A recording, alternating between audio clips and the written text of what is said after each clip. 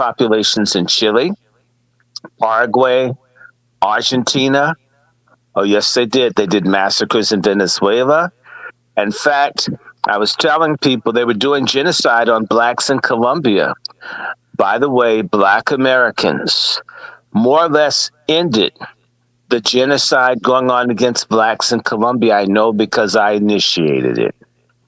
Just in case. So those people are now up here running for office and all of that, and their gangs, they're in the police department, they're everywhere. They're the ones tipping off people against ICE. And what are they going to do? They're going to turn that against you. And black men, as tough as you are, they're killing you in prison. Brother Q will tell you, he told you, you don't necessarily come home if you go to jail. Every year. In fact, your little punk-ass President Obama refused to count for 8 years. They may kill, at minimum, 5,000 black men in prison every year in this country. That's almost the number of lynchings that they claim happen. That's every fucking year, people. Every fucking year, tough black men, stupid homoerotic rap music listening to, prison glorifying black men, folks die. And those are the ones that they kill. What about the ones with AIDS and other things and so forth?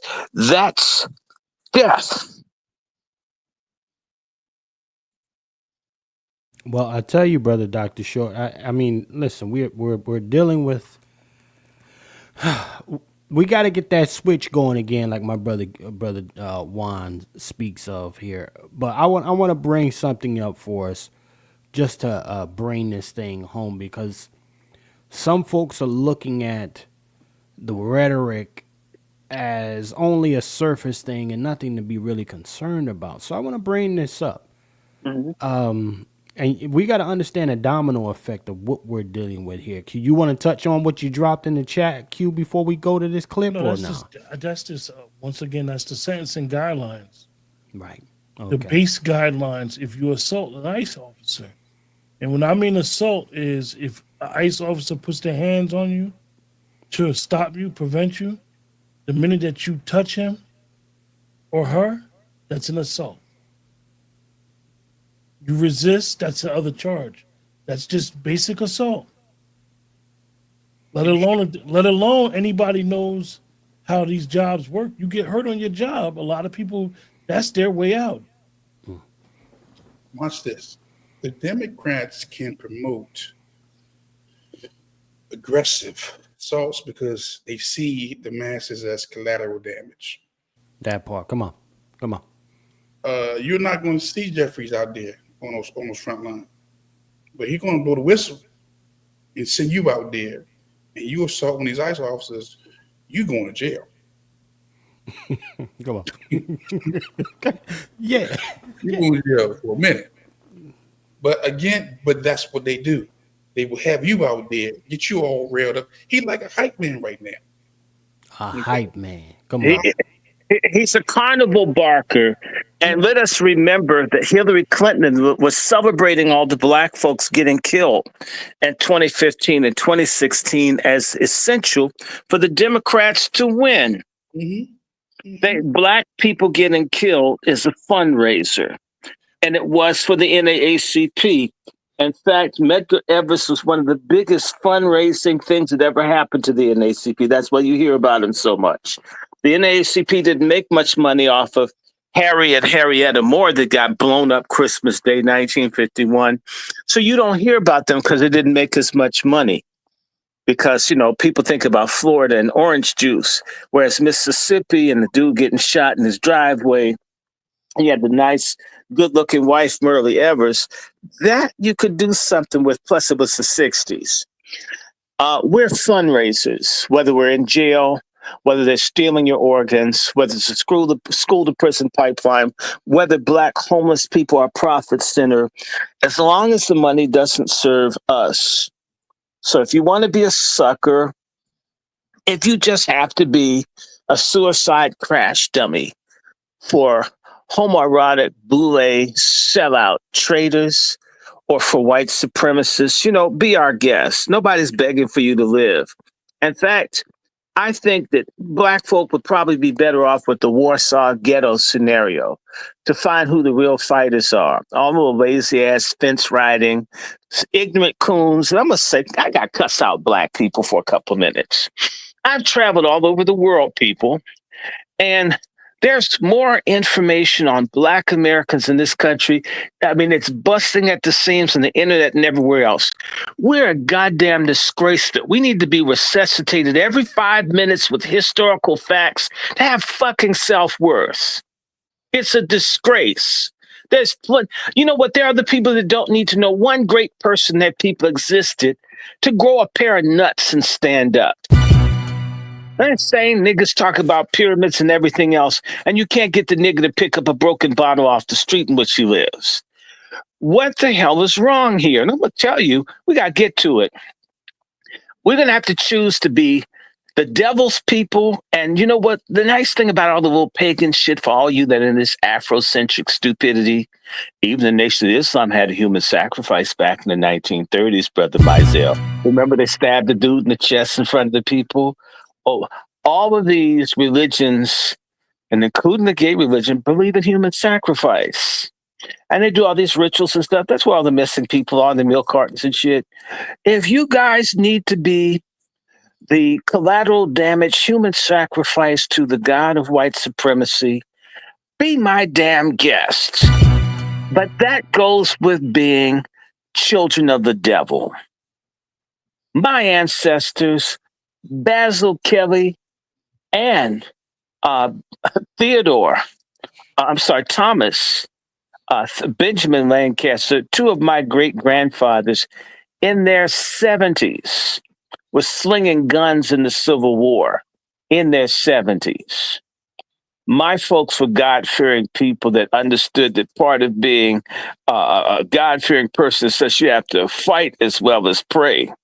Right? You got to have something you need to throw down. All of this weakness, when you're a coward and you don't stand up, it's proof that you're a child of the devil. Scared to death Negroes are my enemy. Children of the devil go along with evil and don't fight back. And we've always had this discrepancy between black folk that were righteous and black folks that were Satanists. Black folks that you couldn't get off the plantation after Harriet Tubman marched her ass all the way down, risked her life running through dogs, and people got $1 million on their head to help some sorry, raggedy, crusty, complaining, do-good niggas, and they don't want to run. Some of y'all aren't going to be saved. We're looking for the ones that want it. So, be my guest. If you're one of those pathetic Negroes, the kind I can't stand, the kind that when I hear about a mass shooting, say, well, I hope they got some of them. Just save the good ones like Chef C and Q. But little raggedy Negroes that won't fight, won't boycott, can't get them to do anything for their people. Y'all already dead to us. So we're not talking about you. But for you folk who got to fight, if you can't do something, you support someone. People criticize Booker T. Washington. Even though he didn't talk militantly, he was supporting people with guns, supporting people, doing everything he could on all sorts of levels. You don't have to fight the same way as, say, Lone Wolf. But you know what? You could say, Mr. Wolf, I don't want to carry a gun. But you know what?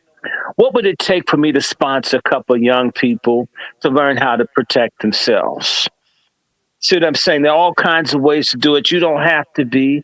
And no one asks for everybody to do it, but someone's got to do it. Whether it's being a trash man or whether it's someone that's a homemade that has to wipe the crack of someone's feces out of the crack of someone's behind. There's dirty work and someone's got to do it. And it's interesting. White folks say to their soldiers, thank you for your service. Black people say to their soldiers, nigga, so I'm supposed to respect you because you laid your life down for me. An ungrateful, a pathetic, despicable people That's why nobody fights for you and nobody risks shit. Black folks used to inspire people. Folk used to come from all around the world to be involved with the struggle of black folks. And then we let the boule. We let chasing twerkers, strippers, celebrities, Greek letter organization freaks, and Prince Hall Mason and Eastern Star witch and warlock pastors and megachurch grifter pedophiles bamboozle us into being a despicable joke, literally a knockoff of what we used to be. Come on. And by the way, I want to say this: I don't want to sacrifice anything for a sorry, pathetic, self-hating, do-nothing, bastard-making, baby-killing, feminist, bagonist liar. You aren't worth it. If you're on here listening, please hang up. We don't want you in our audience. Your ears are too dirty to hear our truth. Yeah. See, that's that type of talk I like, brother Dr. Shaw. God damn it. You understand? Let me show you one time for that one. You understand? Salute to the 200 plus in here. They like that talk too. Okay, brother Wolf, you had a statement you were gonna make, sir, and then I'm going to this clip because we got to understand the danger, the domino effect. See, we hear too much, Black America collectively. We hear about trickle down economics, but the only thing that trickled down to us is the bullshit. Okay. And in this particular case, the rhetoric coming from your melanated leadership is going to have a trickle down bullshit effect in our communities or whatever's left of them, ladies and gentlemen. Let's be very clear about that. Kamala Harris, help me out. Let's really be clear about that. It's going to be a negative effect. So I say, listen, if you don't know Brother Juan J. Johnson by now, okay, lwftraining.com, I think you need to get some understanding and holler at that young man. But Brother Juan, you got the floor, sir. I'm just going to follow up on what Dr. Short said about collateral damage, because I don't think that we have connected the dots, or we believe we're at war. We're at war over resources, family. I think that the powers that be, WMD culture, which is short for white male dominant culture, have made up their mind and convinced those from afar that come here that Black Americans are the collateral damage. We don't mind seeing all of them, including their children, to leave this place. Okay? When I say leave this place, collateral damage means we can do without them. They don't have to be here. Okay, and a lot of us can't see that we have been characterized, without saying it, as collateral damage for the nation. You saw how they treated the immigrants when they gave them the EBT cards. They gave them housing, they gave them health care, and they held their nose, and the rest of the society held their noses. Like, you know what? See no evil, hear no evil, say no evil. And it was Black Americans raising our voices, saying, this ain't right. You're gonna give them something who don't even have no blood in the soil and don't give us nothing. That part. It's because we are, let me say this right. I'm not collateral damage for nobody, but we have been labeled as collateral damage for everybody. And until you see yourself in a war and for resources and for your identity, we will continue to be misplaced, erased, ignored, and benign neglect being practiced upon us as a collective. That part. Okay? Well, you know what, Brother Wolf? You say it's always about the resources, but again, unfortunately, and this is what gets a little annoying for me, we can reiterate all the scholarly advice our brother Dr. Claude Anderson has been kicking for fucking decades. I mean, I wasn't even out of the womb yet. And this man was going around the country trying to get Negroes on point. Dr. Claude Anderson told us years ago, y'all, that this is a race to resources. Okay? It's not new to us.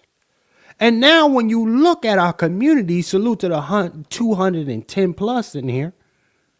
When you look at the communities that were ours, they were ours. Let's be very clear about that. They are no longer ours. They are a little China. They are a little India now. They are a little Greece now. That means people of Greek origin have moved into an area that was yours, occupied it, and made it theirs, which now grants them the access of resources to that area. And you becoming a growing consumer population for however long they would like to keep you over there, per se, right? We gotta stop with the wild shit. This love everybody shit. Will Ferrell, let me get Will Ferrell. Everybody love everybody! Come on! Stop smiling in these folks' face. Don't smile in they folks' face. I called ice on a kid that went to a graduation last week. You hear me? His family, they was Latinos. I knew they was going to be piling up, at that house. I said, let me wait till I see all these family members come through. I'm going to tell you how I lined it up. Okay? Because guess what? Chef C on this type of time. I'm like the Irishmen who moved into Seneca Village and scoped out the area. I moved into the Spanish area now, y'all. And I'm scoping out all the Latinos. And I'm hitting ice up and I'm saying, hey, it's something over here. I'm going to need you to go and holler. Yeah. I'm like the Irishmen who moved into Seneca Village. I'm just not poisoning no water sources, y'all. Okay? I'm not poisoning no reservoirs like they did our people in Seneca Village, a.k.a. Central Park. But I am calling ICE and I say, ICE, I got the address, the exact address. ICE, I know where they at. Huh? Yeah. Black America, I need y'all to get on that type of time. Okay? Get on that type of time. Doc, let me say this. Go ahead. Yeah. I think again, and I'm gonna keep saying it because I see it often. Black Americans, and now even white Americans, have a fascination with death. They haven't articulated it, but anytime you are going to support somebody else over your survival, you, my friend, have a fascination with death. Because you don't know if they're going to reciprocate the same mindset.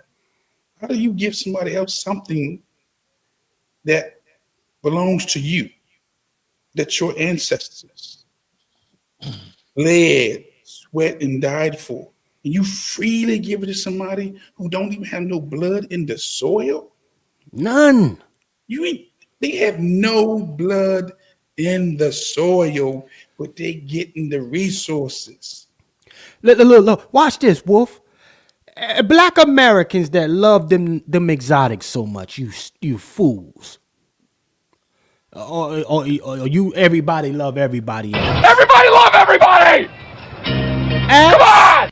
Any of your immigrant friends, what does the anti-literacy bill mean to them? Ask them. Ask them what the anti-literacy bill means to any of their relatives who may have gotten here before they did. What does that mean to them? Right? And then we'll make it very plain for a lot of folks, y'all. Because even your melanated immigrants have no connection to that experience here in this land. Mm-hmm. That is a unique, diabolically tailored experience to Black America, where you make it illegal for us to read. All right? This is what this United States did to our ancestors. Right. Nobody else can say that. Right? Listen, the harms and atrocities that we've experienced as a people here are unique to us. Regardless if Hitler came here and found out some little tricks that he can then take back over there and do on those small hats. Right? He learned all that diabolical shit from here, which our people were already experiencing. This is why I have a very hard time hearing people with their woe is me stories. I don't want to hear none of this shit. And for you scary Negroes who prioritize the safety of illegal immigrants over your own offspring, your own people, you should be stomped out. I'm not advocating for violence, but I am advocating for you to get packed the fuck up. You love them so much, you go live in Africa. You go live in Venezuela. You go live in fucking Mexico. Get your ass out of here. Let me go ahead and play this clip, y'all. Hold on. Let me go ahead and play this damn clip. Fair use. Them, they're ambushing them. They're threatening their families. They're talking about kidnapping their families. They're, going after their colleagues. It's extremely dangerous, and the rhetoric has to stop. That was Homeland Security Secretary Kristi Noem. She was on Fox and Friends earlier today, and she was sounding the alarm on dangers facing ICE officers. And this comes amid ramped-up resistance, some of it violent and potentially deadly. So here you're watching video that shows intense clashes earlier this week in San Francisco. ICE posting about it, saying this behavior is not protesting. Todd Lyons is acting ICE director. Something that Karen Bass, the mayor of LA, just said caught my attention when she said, "How do we know that this is an arrest and not a kidnapping?" I'll turn it over to you. How would she know? Well, I mean, Dana, you can see from all the video too, right? They say that ICE agents, they're not properly marked. You see them in their tactical gear, in their vest, where you blatantly see FBI, ATF, ICE, HSI, ERO, whoever's out with us. So the mayor's claims are just totally false. And what she's doing is making people afraid of us. If LA wasn't a sanctuary city, we wouldn't have to go on the streets. If they turn these criminals over to us. This Charmin Ultra Soft Smooth Bear with me, Tear family. has We're gonna speed through wavy this. edges. It's no This ordinary bullshit out of square. there. Stop hating. Setting, we would not be out there. So what the mayor is doing is she's stoking the flames of this, and she's the one that's making it worse than what it really is. I want to show you this graphic. The increase in attacks against ICE agents is up 690% from a year ago, from 10 in 2024 to 79 so far this year in 2025. When it comes to masks, would you describe them as more of a need than a want?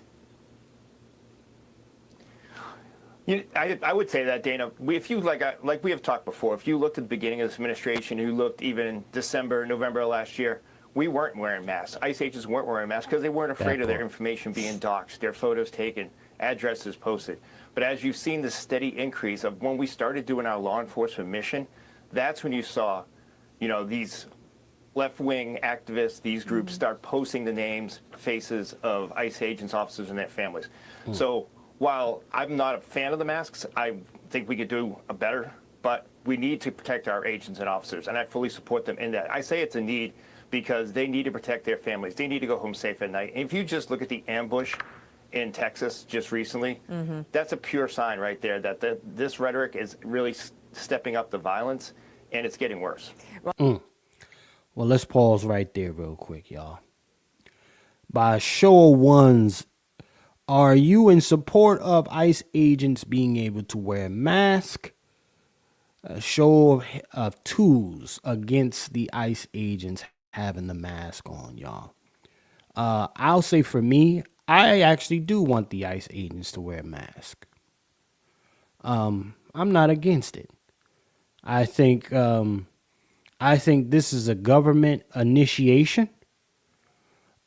Just like you can allow, folks to go undercover, and when they're carrying out tasks. This is no different as far as I'm concerned. These folks, they are assigned to do something, and they should be allowed to go undercover per se. Now, the mere fact that these folks are being doxxed, and it's deputized through government, I would like ICE to go pick some of these folks up, quite frankly. Karen Bass, Brandon Johnson, Hakeem Jackass. I definitely, and just do me a solid on GP and pick up a loudmouth, Jasmine Crockett, just on GP. Pack her the fuck up with them damn eyelashes. But Brother Q, what say you, man? I mean, should ICE be required to show themselves? What say you? No. If they're being harmed in any way, we should protect ICE at all costs.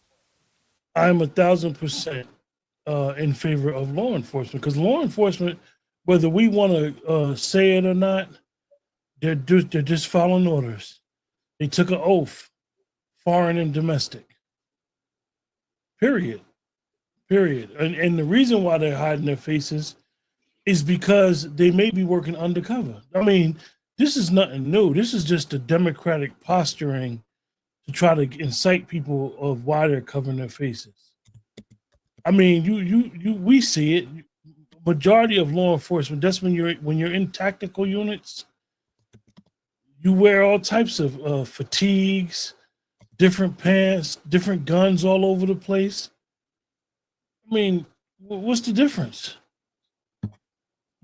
I mean, ICE goes after, they are picking up some people that may not be violent criminals, but at the end of the day, they have what you have. They have a workup.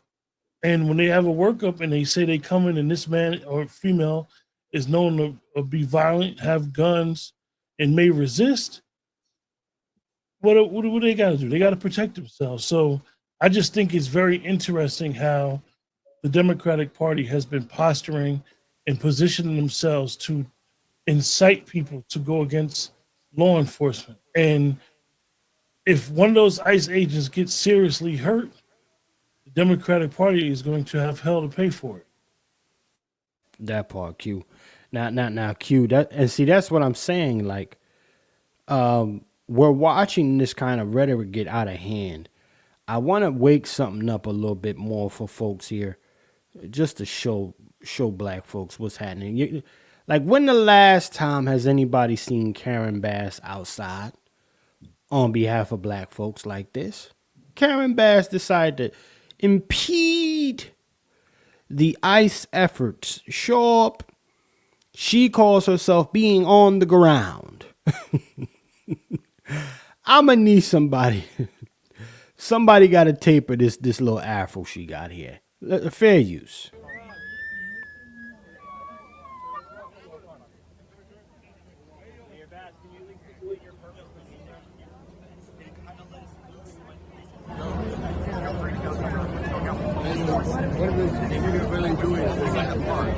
I like him. Hey, I take back what I said to your boys over here, all right? This is for you. Now, Karen Bass shows up while these guys are midway trying to handle business. Okay, and she wants to get involved. But we're seeing what happens with this rhetoric. That's why I want to go back here.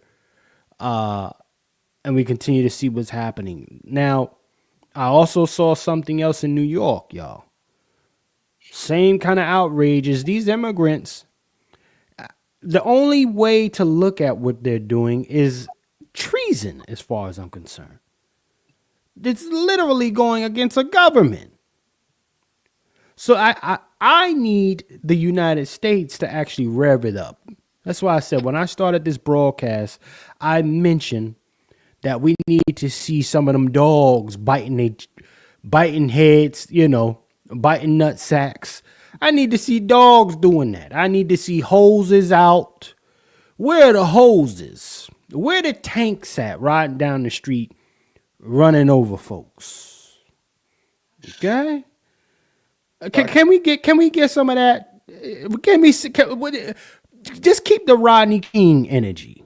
That's all. And the funny thing about it, right, Chef C, and they in their rhetoric, they'll say this administration has weaponized our military, and this, that, and the third. And at the end of the day, it is about protecting the Constitution. That part. It's about protecting the Constitution. And they will say words of who's protecting the Constitution, who's not protecting the Constitution. Because the Constitution is to protect the people first in an orderly fashion. If you think that you're going to do something now, I know one of the sisters in the chat said maybe they think they're going to be protected like the January 6ers. They're not going to be protected like that. And that has nothing to do with race. That was more of a political stunt that happened that really was manufactured. And a lot of people fell for the bait. What these Democratic politicians are doing, they are weaponizing these illegals who came in here by the millions. And it is going to cause major harm, not just to these ICE agents, to law enforcement in general. And eventually, unfortunately, the way that it goes, somebody's going to get hurt really bad. And it's going to fall on these politicians who have weaponized it. Y'all know how it goes. You live in certain areas. When you're dealing with gun police, the first thing they do now, ask no questions. They run down on you real aggressive just to make sure that you don't have weapons. And then they ask questions. Yeah, those of us that live in the inner city, that know how them inner city politics work, when they come through, you just comply. We're not afforded this. As Black Americans, we're not afforded that leeway to push back at this time. Definitely for an issue that don't concern us. Right. And like the brother said, when I had stepped away from my computer for a minute, like the brother said, and he referenced Claude Anderson, that this is nothing but a race for resources. And if you, I, or anybody else think it's anything different, they're not paying attention. These people complaining about that big bill, and these people were getting Medicaid, food vouchers, unlimited EBT, clothes vouchers, housing for free. The housing in New York, they was putting a hotel in New York City. They complained about the hotel, and it was a 3-star hotel. Right. They had they had a 3 and a 5 star. And then tore it up when they left it, damaged it. But see, guys, I think that what we're missing is when the people have been given stuff for so long, free benefits, and they feel entitled to it. Like, how dare you cut off the spigot? How dare you cut off the resources? They feel entitled. Think about somebody who you giving money to, and then you cut them off, cut the money off. They be like, well, what's up with it? What's up? You're not going to help me? I've been helping you for years. That part. And you haven't got on your foot yet. It's like welfare. Welfare was supposed to be a place, not a resting place. Come on. So these folks, again, they have this spirit of entitlement. And again, I cannot identify with what they're doing because I watched the videos and I've heard the stories of my ancestors protesting. That part, come on. And it wasn't like this. Look. Who was the politician out there protesting with our ancestors? Like we're seeing your boy Brandon, your girl right here, and your boy Hakeem Jeffries. We not seeing them. We And didn't see him hit. if you Google her history, she's a terrorist. She's an urban terrorist. Come on. Google Karen Bass. Some of the people that's younger will be shocked when you Google her and find out where she got arrested. She's an urban terrorist. And now she's in a leadership position, basically gatekeeping. Stomp down socialists. Let's play this. I am going to say. Mayor Bass, I need to get my phone and we're departing. Okay. All right. Thank you, Mayor Bass. Mayor Bass. Mayor Bass. Any comment, Mayor Bass? Thank you. Mayor Bass, any comment? Yes, my comment is they need to leave, and they need to leave right now. They need to leave because this is unacceptable. Who did you speak with? Just wait and see. Mayor Bass, They will be leaving soon. Mayor, who did you speak with on the phone just now? Who did you speak with on the phone? They had a pistol. Wow. Get her the fuck up out of here. Can we get Karen Bass up out of here? Salute to the 215 plus in the building. Okay. Can somebody come pack her up? They keep voting her in, man. I tell you, they have a fascination with death. They won't be satisfied until they're dead and their children. And trust me, these illegal immigrants are not going to have the same energy to protect you and your family as they're soliciting for us to have towards them. At all. And our politicians, again, man, we don't have things in place to deal with them, but it's coming. It's around the corner. It'll be here shortly. Yeah, it'll be here shortly.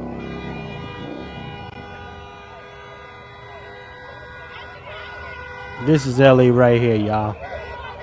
ICE out there fighting for their lives, packing folks up, and they getting jumped.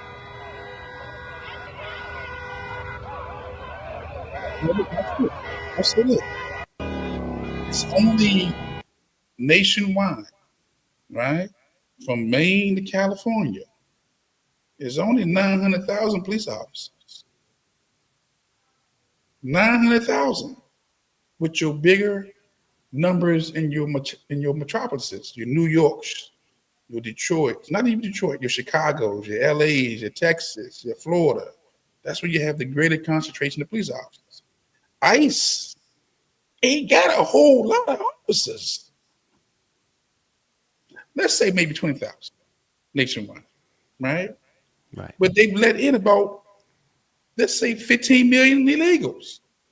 It was between 15, 20 million in 4 years.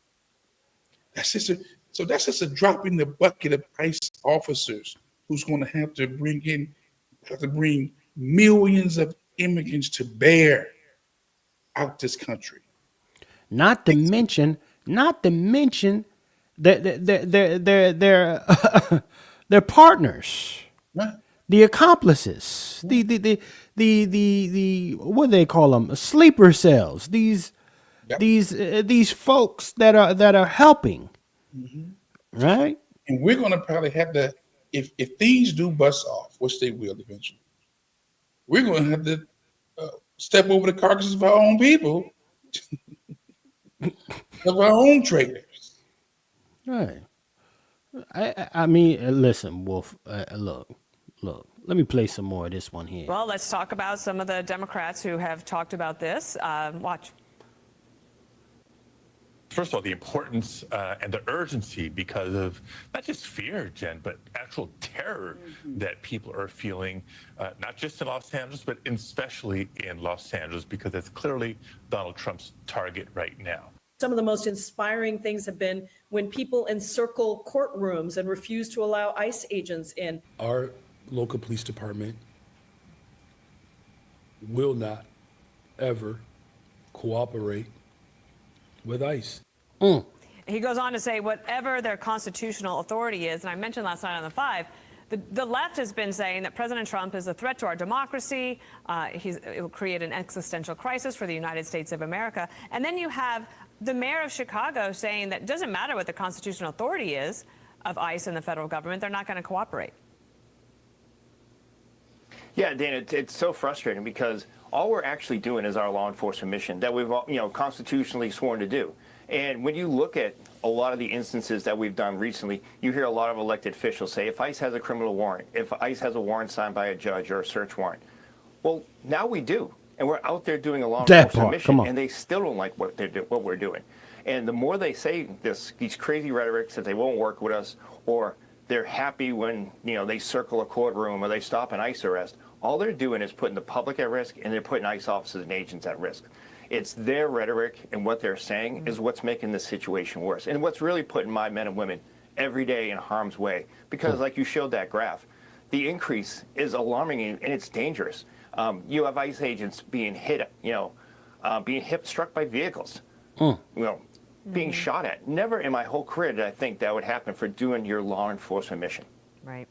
Well, it's a story that is, unfortunately, very much on our radar, but we'll continue to cover it as it develops. Thank you, Todd Lyons of ICE. Diabolical. They cracking these motherfuckers in the head. They hitting them with cars. You understand me? And you know what? Let me share something with y'all. See, your girl Karen Bass don't see nothing wrong with it. Look at this chick, man. Y'all ever notice how a lot of these Democratic females all look the same? Y'all ever notice they kind of butchy? They either butchy or loud, big wig wearing motherfuckers. Okay, and then you got the zesties, right? Closet booty bandits. That's all that comes from over there. Give us these weird shapeshifters. Let's go ahead and play some of this. Mayor Bass, this is kind of more of a broader national question. Reports indicate that ICE agents and police officers in Texas have been targeted in ambushes, including in Alvarado, where assailants in tactical gear allegedly lured officers with fireworks before opening fire. Given your strong opposition to federal immigration enforcement actions in Los Angeles, how would you address similar escalations of violence against law enforcement in Texas? And what steps would you propose to prevent such unrest from spreading to Los Angeles, while balancing community safety in your sanctuary city policies? Well, let me just say that the quote-unquote riots that were reported never happened. We did have a couple of incidences of vandalism and looting, but the way it was portrayed nationally was like the whole city was up in flames. The comparison to 1992, which was completely 100% inappropriate. What did we just watch? That's why I played it in the order that I played it, y'all. I just showed she bold-faced lying to the people, y'all. We just saw them folks jumping ICE. Going crazy. This is your leadership here. Okay? This is your leadership. California, we need y'all to keep your heads up over there, y'all. Keep your heads up. Okay? This is why I say, man, who needs enemies when you got your own folks? You talk about some black representation in high places. This is your black, quote unquote, black representation in high places. Don't mean a damn thing. As usual. As freaking usual. Okay? And Karen Bass, she's sidestepping, and he basically telling her, listen, we're going to need you to tone some of this shit down. Right? Stop mobilizing all of those folks over there with your rhetoric. Yeah, I'm really not going to speak on that right about now. It's nothing to see here. I don't see nothing wrong with what they're doing, essentially. This is the danger when you have faulty leadership in place like this. And I think the example that you use, I'm sorry, I'm not familiar with it. It was from some other state. Yes, Texas. Yeah, 11. Right. So I have no idea what happened in Texas. What I do know is what happened in Los Angeles. 11 people were happening in Los Angeles has been completely. Mayor, 11 people were arrested for trying to attack ICE agents and federal law enforcement. So I was just trying to get your perspective on how you're going to contain the situation here in Los Angeles and the unrest. I can't respond to Texas. Okay. You see that? Listen, when people don't address the question at hand directly, and they give you something totally separate, little bullshit, help us out. A bullshit? A bullshit? A bullshit. A bullshit. That's all you getting from these folks. Huh? Q, take the floor, brother Q. I'm about to line. We about to get ready to close this thing down. I got Brandon Johnson in the pocket right here, brother Q. So you got the flow. I don't even know what to say. I don't even know what to say. It's like, so blatant, so obvious. Don't just everybody in the chat, man. Just protect yourselves, protect your families. Don't trip out. I know most of us are foundational Black Americans, B1s, natives, whatever term you want to use, freemen. Listen, I know we know the stance on this, but if anybody trip out, don't be around it. Don't encourage it, because what these people are doing, there's literally sending the lambs to slaughter. They're going to get people slaughtered. It's going to be a hot summer. You see what just happened in Texas. Then I seen the Haitians was cutting up, fighting the ICE. It's going to be a long summer. And they got a job to do. Let these people do what they're going to do and get out the way. Well, I tell you what, Q. Let's bring Brandon Johnson up just to make it make sense for everybody. Brandon Johnson got a few things to tell everybody, particularly the residents out there in Chicago. Yeah, let me just first acknowledge the level of anxiety and fear and trepidation that this administration has caused. You've never seen a society improve or expand under this type of fear. And we're going to continue to resist, and we're going to do it in many different ways, whether it's taken to the streets or to the courts or policy. Another whistleblower, y'all. Did you hear it? This is another one, deputizing, mobilizing. We're going to continue to take to the streets wherever it takes. Let me slow that down. They're all whistleblowing. These folks all get the same memo, y'all. It's just about the clever wording, and some of it goes over people's heads too quick. But again, for their objective, you, Black America, become collateral damage. This is where the issue comes in. Right? These folks are all looking to get patted on the head by massa. And they don't care what damage or crises it puts your family in. Okay? Let me go ahead. There's a good chance that these people are going to get slaughtered in the midterms. They have They get slaughtered in the midterms, and then 2028 rolls right around, and they lose in the general election again, and the Republicans win again. These people is up out of here, man. This is the end, and we have literally in the last 7-8 months, we've literally seen the death and unraveling of the Democratic Party as we know it. And they're not pivoting. Usually, when a person makes a mistake, Brother Juan, when he's doing training, if he realizes, I made a mistake in a certain area. Chef C, when he's prepping, when I'm at work and I do something and I know it's not a safe site, you usually pivot. In the middle of what you're doing, you pivot to correct it. You course correct it. These people are not course correcting. There is not a Democratic politician outside of the mayor in Baltimore with some of the initiatives that he's doing. Right. I'm going to give him credit for fighting crime. But when you think about every Democratic politician that has national attention, there is not one Democratic politician that has national attention that is Black, and I mean Black, I don't just mean FBA, that has done anything right in the last year. Their messaging is terrible. They're just terrible people, and they're doubling down. They're doubling down on the nonsense. Hakeem Jeffries, just to go back to him, he's a leader and he got no nuts whatsoever. Come on, you. He lacks any balls. You're a politician. You're the House leader. You can call the White House.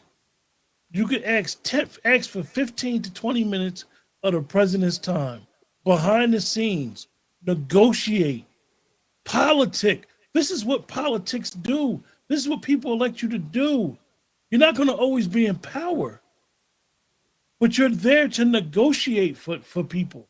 And what the Democratic Party, particularly the Black Democratic Party, has done, because let's face it, their base is Black Americans, particularly with women. You know what they said? Fuck y'all, we punting on the next 3.5 years. Come on. We don't care. We gonna let y'all. Trump is so evil and he's the boogeyman and he's all that, but y'all ain't fighting. It makes no sense. Y'all saying one thing, but y'all actions is saying something totally opposite. It makes perfect sense. It makes perfect sense. They're counting on Black fear and trauma to give them a big voter turnout. So it makes perfect sense. They don't have to deliver anything. All they have to do is wait for people to hurt Black people enough to force them to come out and vote for shit that they don't want. It's sort of like a pimp figures if he beats his hoes more, they'll sell more pussy. And that's what Black people do. We vote more, the more abuse we get. That part. Well, brother Q, let me play some more of this goofy real quick. We're gonna get ready to wrap it down. Different ways, whether it's taken to the streets or to the courts or policy. One of the things that I am very proud of is that we are a welcoming city, which means our local law enforcement do not dub or behave as federal ICE agents. And so our local law enforcement, as we continue to rebuild and expand trust amongst all of our residents, it's important that we hold that line. Yeah, let me just... Fucking coward. This is another one. Chicago. I'll be feeling for Chicago sometime. But man, he's got one hell of a security detail too. So you definitely not going to even be able to get a tomato at his head or a watermelon. Or you know what? You know how even you a chicken get leg. You can't get a chicken leg at this nigga head. All you need to do is throw a Vogue house party. Throw a gay party, he'll be there. I'm just telling you about that Barbara Jordan looking nigga there. I mean, that's what it is. And you know what? Hey, Dr. Short, can I ask you a question, Dr. Short? And I asked this question to Sister Azima yesterday, and I want to ask you as our historian, or I don't like to call you elder because you're not an elder. You're our big brother, right? I'm not a big brother. I can't fight. Juan is the big brother. Have you ever seen? Has it ever been a time where the so-called Black leaders never fought for us, so to say? Has there ever been a time like it is now where if you're saying you're in leadership for Black people, because we were talking about the situation with the NAACP. For those that don't know, tomorrow their convention starts, their national convention. For the first time in their history of having a convention, they have not invited a sitting president or the vice president. Not that they would go. I personally believe that Trump would probably go. But have you ever seen the A. Philip Randolphs, the Malcolm Martin? Would they ever not go when they have to represent us based off of whether they like the person or not? They would go and just speak on Black people's behalf? Well, Black people have become basically an appendage of the Democratic Party. So when the Democratic Party speaks, Black people speak. So an independent voice, it's sort of like Black folks are like people who sold their child to a gay child and family services agent, right? our asshole and our orifices have been given away to the Democratic Party, and sometimes to a far less degree the Green Party.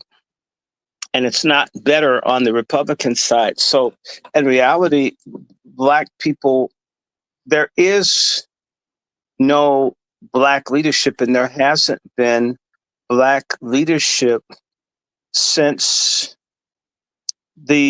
since Nancy Pelosi came in. We're in the 20th consecutive year of there being no Black leadership in the country.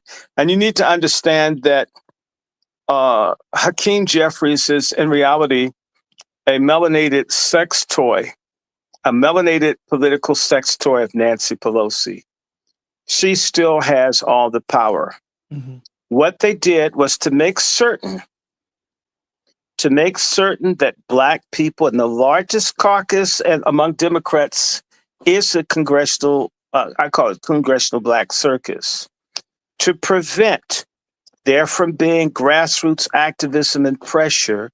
They know put a Black face, in particular, a light-skinned Black face in a high place, like they did with Ofaga, and niggas go into deep freeze. The one thing going for Brandon Johnson is that he's dark-skinned, and Black people we hate darker-skinned Black Americans, and therefore a dark-skinned Black person will be held accountable. Even if a dark-skinned person is competent and good, they're no good. Whereas a light-skinned Black person gets an honorary white pass if they're successful by Black people. Are you understanding me? Mm-hmm. Like Chris Brown is light-skinned. If a dark-skinned Black person was beating up people as often as Chris Brown, they would be trashing him. But he's light-skinned. And so Black people's color cast, which white people completely understand, we're sick fuck of people, a gaggle of sick fuck Black people who have as much internalized racism against self as the other people against us. And so we haven't had leadership since 95, and evidence of that, it started with Hurricane Katrina. People talking about the fall of America. That's the fall of Black America, that an entire Black community could be destroyed, people mass murdered, folk eaten by alligators, drowning, starving, and it didn't galvanize a sustained effort. In fact, I remember that the Congressional Black Caucus was going to have a press conference and show their outrage, and they and then all of a sudden it stopped. Nancy Pelosi told Barbara Lee and all of them, shut your damn nigger pie holes. And they did. So you've got a neo-segregationist named Nancy Pelosi that controls the Democratic Party. She doesn't face any pressure because there are practically no Blacks in San Francisco, and she's helped purge Black folks out. So she doesn't face any consequences. She's aligned with the oligarchs. She's aligned with the Israelis. She's aligned with everyone, and she's the biggest fundraiser for the Democratic Party. And what you need to know is that what you need to do is study Black congressional races. Just go to Wikipedia and look up different members of Congress, and you'll find a lot of times those Black folks in Congress run in pretty safe seats. If you get the Democratic nomination, or if you're the incumbent, then you don't ever get moved. Like that haunted mansion door knocker face Maxine Waters. She does look like, in fact, she's a cross between a haunted door knocker and Count Chocula. Remember that cereal? The little, she does look like Count Chocula, and drag like Count Chocula got his sex changed. Maxine Waters has almost no opposition. Certain people run, and in their districts, they have more money because they have SEIU, which basically represents illegals, the police unions, all the people that hate our guts, raise the money for the Black candidates. Therefore, or the Boule or their Greek, see, it costs money to run for office, and all of these people, because elections aren't publicly funded, and in fact, the public wants it. Black people, by the way, are stupid. I'm just going to say Black people are dumb as fuck. We're dumb as a people. We should be demanding public funding for elections. That way we'd have some say over the people that run. Otherwise, you have to go to the people that can give money to the candidates to run, which means that the candidates are bought in the process of running for office. You have to sell your soul, your politics, and maybe your body orifices just to get in that office. So as a result, the system's rigged against people who don't have a lot of money. And even if blacks give, they don't give in the way that other people with more money do. And at the same time, the Democratic Party is against. In fact, starting with the ascendancy of black elected officials, where the BEOs, and I basically called them boule elite orifices instead of black elected officials. Once you started getting people to put their trust in people who got elected office, there ceased to be genuine, sustained, grassroots popular movements to demand that the politicians deliver. This stuff more or less stopped in the 80s, with the exception of the Harold Washington campaign. There was a little bit of this with the Jesse Jackson campaigns of 84 and 88. There was a sense of this with OFAGA, where Negroes start by running up behind this broke-back Negro. And a lot of y'all dumbass people that voted for Obama, y'all need to repent. God's going to judge you for voting for Obama. I didn't do it twice. Black folks thought that their voting mattered. And in reality, it is not about whether you vote. It's whether you control the persons that get elected. Jews can back both sides and shake down both sides. Black people act like they've got to be in a freak-off orgy hot tub with you or they can't talk to you. As I remember going to people about black political prisoners, that Trump would let some of them go, and people said, we don't want Trump's help for Mamiya. And other people said, my God, people, he's dying. They would rather him die in prison. And Jamil Al-Amin, a.k.a. H. Rap Brown, they'd rather those people die in jail. They'd rather Sada Shakur die in exile than Trump or a Republican get any credit, because in reality, even your black leftists and communists, they're all Democrats.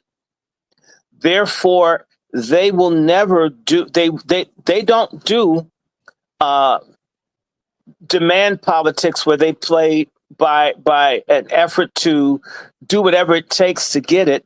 They only want to get it from the Democrats, and yet the Democrats don't give it, but they keep thinking, or actually, maybe they don't even care because they get rich. They do insider trading. When they come here to my city of Washington, you can become a pedophile. You can fuck the kids in the Capitol paid school. You can do all this stuff. Nancy Pelosi has a laptop with all the sexual crimes and activities of the members of Congress, and she uses blackmail to keep people in order. This is why you can count on Al Green to always attack Trump, because of the woman who he gave cocaine to, who he raped, that they paid like the equivalent of almost $1 million to pay off the woman that he blackballed, named, I think, Lucinda Daniels. Do you get me? Remember the dude shaking the pimp cane at Trump? He's paid to do that. He has to pay favors. I wonder who Crockett had to munch, or who's got stuff that make Crockett do all this stupid trick-ass behavior. When you see this stuff, that's because they own someone. That's because somebody knows something. And therefore, once you understand how Washington works, is through blackmailing and through coercion and through money. And at least black folks during the Congressional Black Caucus, they have orgies. Why couldn't someone that's for what we want get some pictures of some of these people doing nasty shit and say, if we don't get a reparations bill, I'm going to give this to the National Enquirer and the New York Post.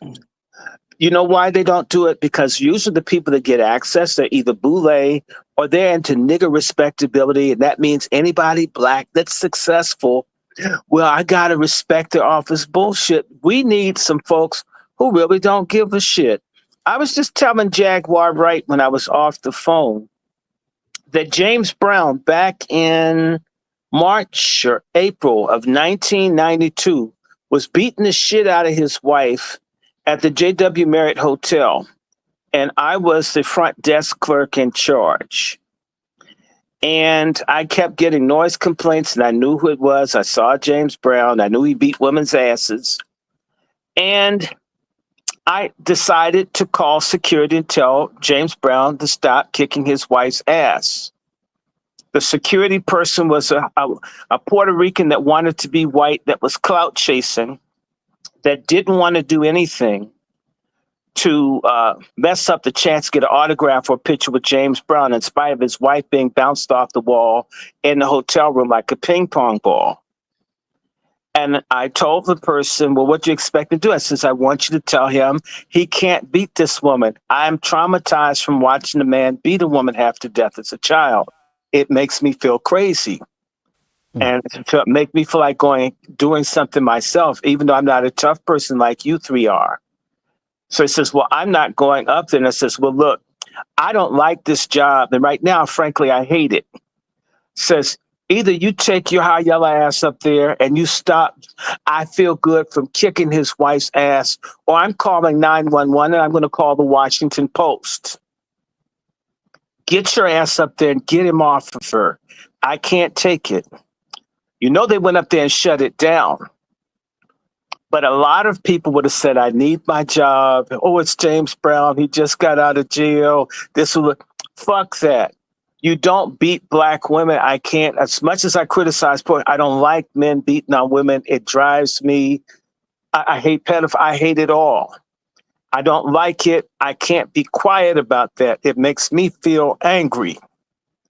So either we have to get to the point where we hate injustice so much.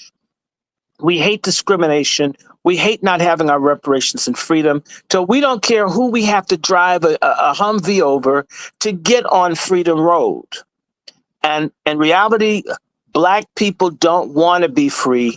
They don't want reparations. We don't really want it yet.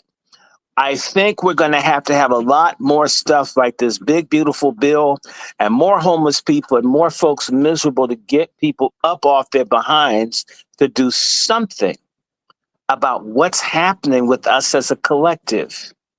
It took 19 million illegals to make us mad. It's taken about 5 or 6 million Africans to wake us up that we're not just some generic African. Our people seem to respond to extreme pressure and cruelty. We don't get nuance. We don't do preventative. Or if we do want it, those few that do, like Sister Star or Sister Devon, who we entrust to leadership don't. And we look to leadership. It's like this platform. People that do real stuff can't get the following of people who, let's have a conversation about thongs, like Umar Johnson talking about his woman's drawers looking like a wife beater t-shirt. And everybody's looking at that. That can get attention. And again, I'll tell you, it's a God thing. As long as black people are wicked, ungodly, unrepentant, where we can accept thousands of people being killed in jail, 80,000 dying due to unfair medical treatment, hundreds of thousands unfairly incarcerated, homeless. We accept all of this without there being outrage that people don't go and say, Jamal Bryant, we're going to mob you at your church. We're going to stop you people. We're going to do something about it, and we don't care how it looks. Right now, our people obsessed, we're narcissistic, reprobate people who are clout chasers that need to be popular and liked in a racist society. Do you see the schizophrenia that's necessary? In a white supremacist society, you want to be popular? It isn't possible. But God knows we keep trying. So we have never been this low, and I believe we're going to get lower. The only hope is that some of the younger people are willing to work with some of the older people that can advise them on what they're going to do because the tools are here. The internet, all this stuff are great things. We aren't using it. Imagine if, I'm going to say this to anyone young listening, why can't you hack Kajim Jeffries' computer, find out if he looks at some kiddie porn? And if any of these people looked at kiddie porn, just drop some information somewhere where someone can call up and say, we have some things that we'd like to talk to you about. And say, if you don't do something for us, we'll have no option but to go and plead our case. That's what a Jewish person say, to plead our case for justice. And all of a sudden, there'd be pictures of Hakeem Jeffries with kids. And all of a sudden, they tell them there's more where that came from. It would be independently leaked. Adam Clayton Powell did it. They know how to do it. We need to be willing to ruin careers. I mean, it's amazing. We've done it to Fat Joe. Why can't we do it to politicians, white and black? Why can't we make people miserable? If they were as miserable oppressing us as we are being oppressed, some of them would stop. Instead of trying to have a kumbaya with a psychotic Nazi or a self-hating boule fagonist feminist, why can't we have enemies and treat them like enemies? That's part of politics too. We need to add some blood sport. We need goat-sized testicles on the black body politic, or we're history. Yeah. Dr. Short, I like that shit. That's that talk right there. Ladies and gentlemen, we're going to get ready to wrap this fucking thing down, though. Okay? We gave y'all a good feeling for tonight. Ladies and gentlemen, still not too very late. white. Y'all been treated white. I hope that they've treated your Cash App like it was white. Chef C, do you feel white? Is your hair No, straightening? I feel tragic right now. I Oh would my like God. to go So- more. so I you're would like mulatto. to go Oh full my white. God. Y'all but gonna I let feel him be a tragic right mulatto? Oh, he's not even a quadroon. See, I don't even want to be a quad. I mean, you got to be white all the way or not white at all. So if somebody want to give something, we gave all this wonderful analysis. You have Brother Dome and you got Lone Wolf up here talking about guns and everything. As much as Negroes claim they're gangsters, they need to get up off of the foolishness and help out. So before we leave, how when you're at the bar, they give the last round of drinks. Is there someone out there that feels so inclined as to bless the Patriarch Pat Talk show? There's got to be someone. Y'all got money. And in fact, if you're homoerotic, just pretend it with Chipper Deals. What would you give? 200. Look. 230 plus people in here right now. Somebody can hit them cash. Hit the Cash App. You know what it is. Share this thing. Make sure you have liked it as well. Subscribe. The ones that aren't giving, I guess they're Pride Month spies, looking at how they can get some strikes on your channel. And there's some pork chops out there. We're gonna get them. I hate all the testosterone. And all the punks that all of them, I think all of them are lovers. Yeah, all lovers. They all, you know what? I know why Chef C don't show his face. He go with Juan and then sure go with Quentin. Oh, they all queens. They all girls. I'm not giving them nothing, Maybe that's what's out there. Well, listen. I'll tell you what, though. I do have a surprise coming for our audience. If they give me another month or so, I'm almost there. But we got some developments happening on this side. In addition, we do plan, Brother Short. You want to share the news with them of us hopefully jumping the Patriarch Virtual Summit off in the fall, sir? Yes. Things happen. Health happens. My God. All these death and near-death things. I've had 3 of them in one household. So it's I thank Chef C for being, I'm telling you, if his support for the Patriarch Summit is anything like his Jimmy, I see why women don't want to leave him. Because he was rock solid all the way. I thank you, brother. You treated us whiter than Viking. Anyway, I want to say that we want to do something in the fall. And we're going to do a much bigger, longer, and in-depth one. And I believe that we're going to see a major change, a major program. We're going to be talking about all kinds of stuff. And by the way, we'll probably even have a special guest. I'm going to ask. I believe we can get none other than Jag to give us some insights. I believe we're going to have some star power to talk about issues, about manhood, about family, about protecting our youth, about protecting our sisters, domestic violence, human trafficking, and also ending the, pardon my language, brother fucker culture. And there are a lot of you guys out there too.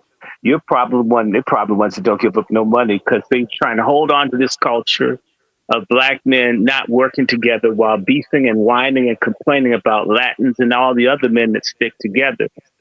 And I want to say this to you black men.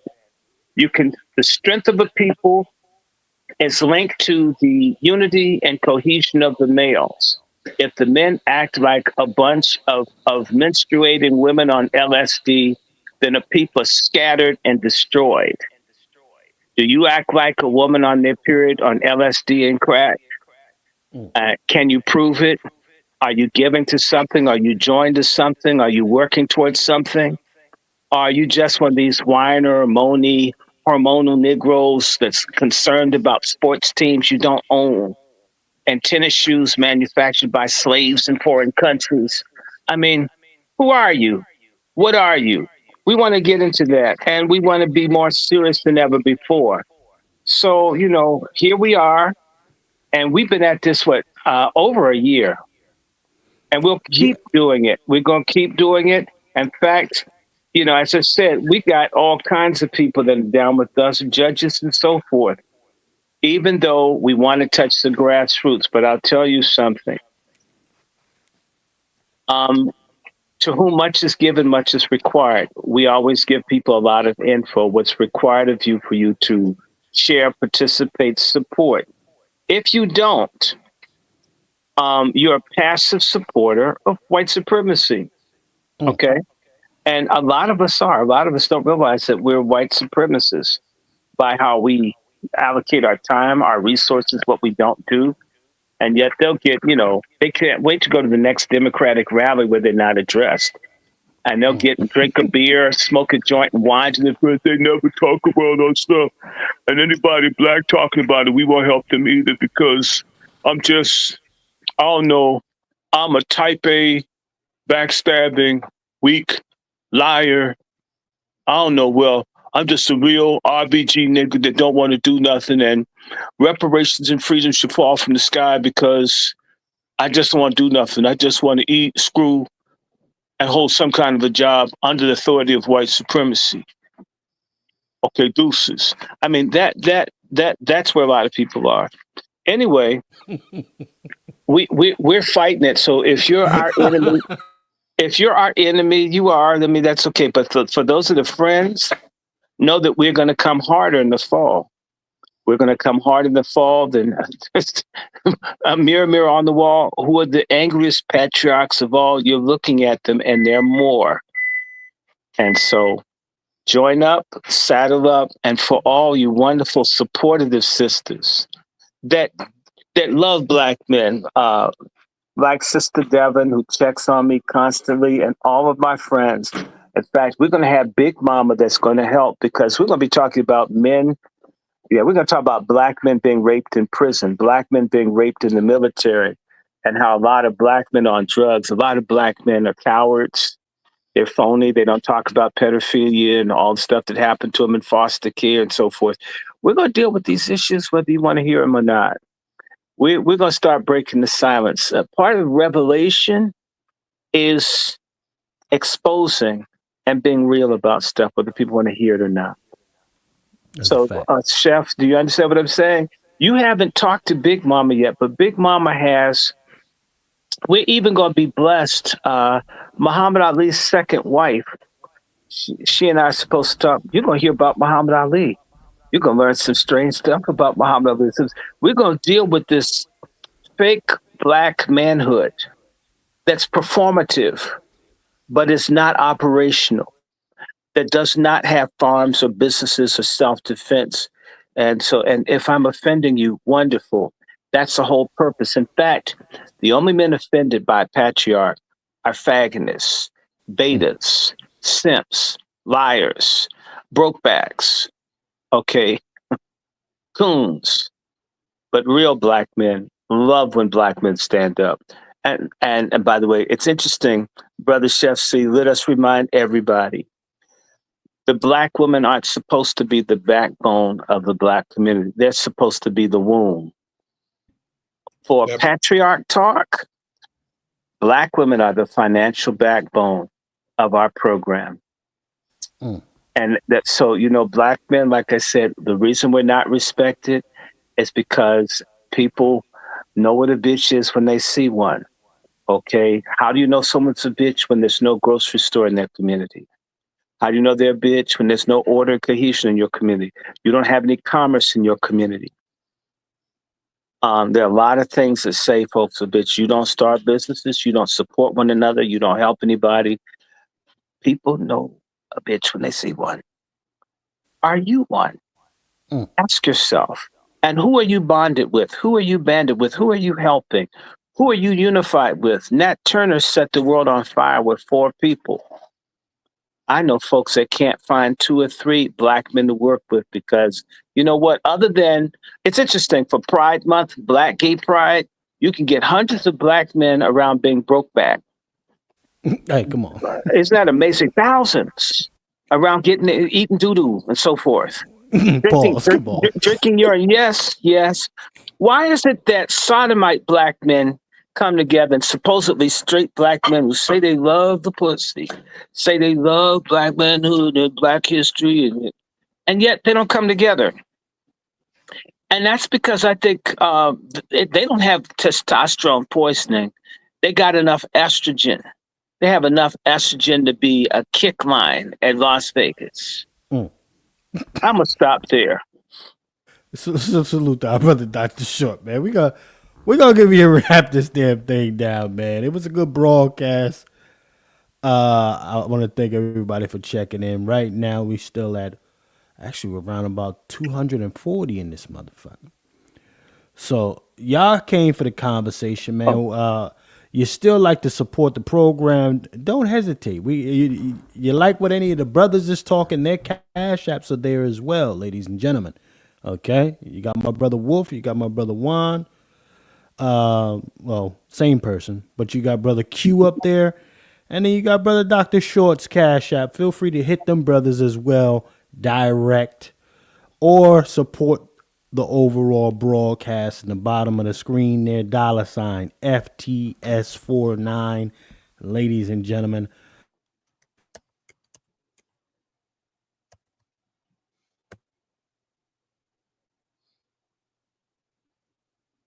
Chef C, you all right?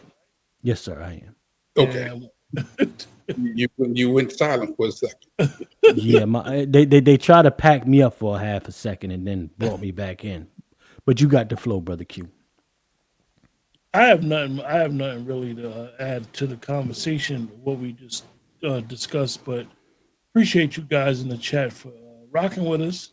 Being some of the people I watch in the chat have been supportive of the channels.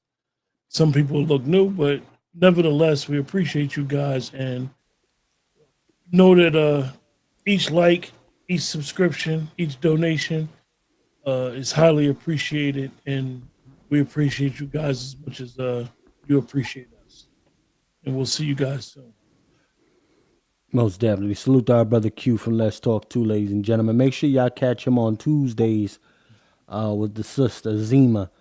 They really got some fly shit happening over there. So this week we're going to talk about Jekyll Island. Oh, that's the one. Okay, yeah, that's the one, y'all. Anybody know about the significance of Jekyll Island? We're talking about the Federal Reserve. We're talking about all that. That's all that over there in Jekyll Island. So if you're not really up to speed, you need to be a part of that conversation. At least be in the bleachers for it. Go check him out. Okay, I'll put it away. You know what, Chef C? I thought Jekyll Island was a resort for Maxine Waters, but it's okay. Well, let me get your final thoughts as well, brother Dr. Short, as we get ready to close Um, out, sir. Follow us on all of our platforms. I'm the Angry Black Man's Book Club on YouTube. Angry Black Man's Book Club on YouTube. If you're on Twitter, I am DRS1C Buster. DRS1C Buster. If you like honest, unvarnished talk, check us out. We will be doing a show, Raw Sex, me and Big Mama from Chicago. We're going to be talking about all the issues of Black folks, and that should launch next week. And we'll be on the Angry Black Man's Book Club. And by the way, I've got a Patreon, which is Dr. Randy Short. I've got a Venmo, Dr. Randy Short. I've got a lot of stuff. Of course, the Cash App is Dr. Randy Short. And of course, there's Zelle and PayPal. If you do genealogical research or other things, I do consulting around that. If you want to reach me, my email is wrandyshort@gmail.com. And that wrandyshort@gmail.com is a PayPal and a Zelle. And check out the Angry Black Men's Book Club. We do book reviews, and also for those people who believe in God in a Nat Turner sort of way, check out our Salt Ministry sermons that typically come on Sabbath. The last one I did was There's No Freak-Offs in Heaven. I strongly recommend that you watch all of our different platforms. We're literally trying to bring truth to the community. And we don't do it for money, but you need money to get it out there. That's why everybody sells advertising in the media business. We need it. Bless us, And as the woman said, baby, what you need, we got it. And what we need, you got it. So give it. Treat us like we're white. If we were white people helping Black folks, the same way Black people went down to Guyana and let Jim Jones kill them, even though they knew that he was a gay, drug addict, pedophile, Black folks still died for a liar, white, pedophile, communist. We're not even trying to get you to move to a jungle. We should be able to hit you up for donations with some regularity. Somebody say amen. And by the way, you don't have to get up early Sunday morning. You don't have to make biscuits or fried chicken. I promise not to sweat salt into your clothes. And we don't pass offering plates, but you should bless us. And that includes everybody on here. I love you, Brother Dome, Chef C, Lone Wolf, or as I call him, Robro Cop. I thank y'all. We're going to keep it real. Let me sign off. I got to get ready to go to Cleveland. And speaking, that's a crazy place. And one of these days, Brother Chef, we need to have our sister come on because we have a survivor in our network. There was a Black man named Sowell who went around strangling and murdering Black women. We need to talk about Black male serial killers that kill Black women in large numbers. We act like serial killers are only white men. No, they're Black men that target and murder our sisters. Same brothers who can't speak up to a cop will kill 10, 20, 30 Black women, and we don't talk about it. We wonder where all the women are. A lot of Black men are killing them. There's a guy called the Cleveland Strangler named Sowell. One of the survivors was a mother. She jumped out of a second-story window naked. Otherwise, he killed a bunch of women. Her daughter and I are friends. We need to talk about these murders, killings, Black manhood, same folks that don't give, can't say nothing, walk around with all this anger and rage. They murder, they rape, they screw in grandma, they screw in mom, they screw in the kids, they screw in the great-grandchildren. And they're the kind of people that don't support what we're doing. So we hope you're making you mad.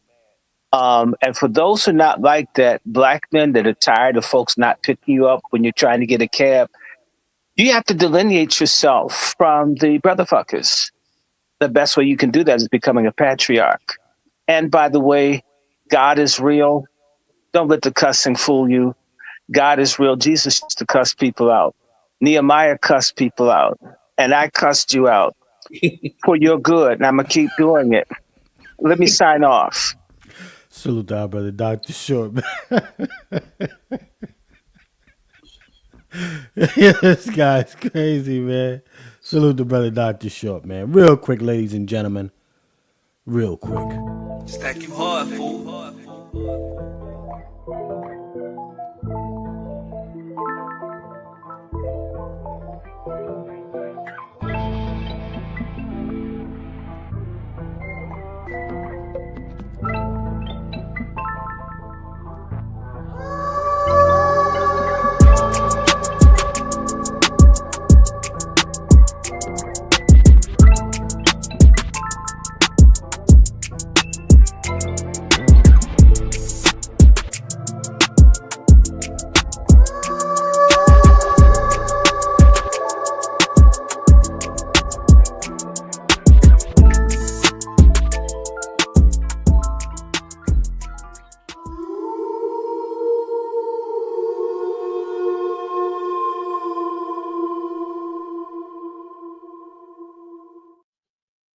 And with that, let me just say these words. Very few programs on social media where you have discussions like this: politics, race, gender, war, self-defense. And I am unapologetic about the subliminal suggestion from that commercial of trying to get you to become responsible gun owners and gun users. When you hear that commercial, you see it, it's not just a good commercial. I'm asking you a question. Have you considered a shotgun? Have you considered a rifle? Have you considered a semi-automatic handgun? Have you considered a rifle? I am 100% convinced that the Black community self-defense switch has been deactivated. His self-preservation switch has been deactivated. And I'm gonna do everything I can to flip it back on. Everything I can. Because we're in a war, a physical war, a verbal war, a mental war, a psychological war, a war for resources. And until you can see this, you're gonna always be behind, wondering. I am 100% behind Dr. Short, period. I'm 100% behind Brother Q. I'm behind Chef C. And I'm behind Brother Vader. Haven't seen him lately. Brothers who are trying to bring back the patriarch. Twizzler, 100% behind some of these guys. Haven't seen them face to face, but their hearts is right and they care for our community. So I'm gonna end with this. I need you to be serious about becoming responsible gun owners, gun users. I need you to like these broadcasts, I need you to share it, I need you to subscribe and leave a comment. And also, you can donate, okay? We're in a war, people. We're in a war. And if you don't know what time it is, I'm letting you know right now. It's time to wake up. I'm gonna land my plane with that. Most definitely. Salute to our brother Juan J. Johnson, LWF Training, ladies and gentlemen.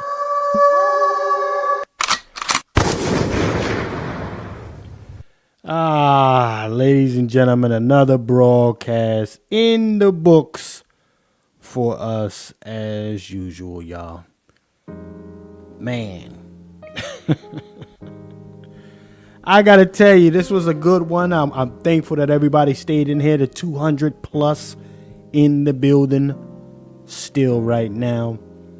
The conversation was necessary, ladies and gentlemen, and I believe, as we all do collectively as brothers in here, that self-preservation switch must be reactivated.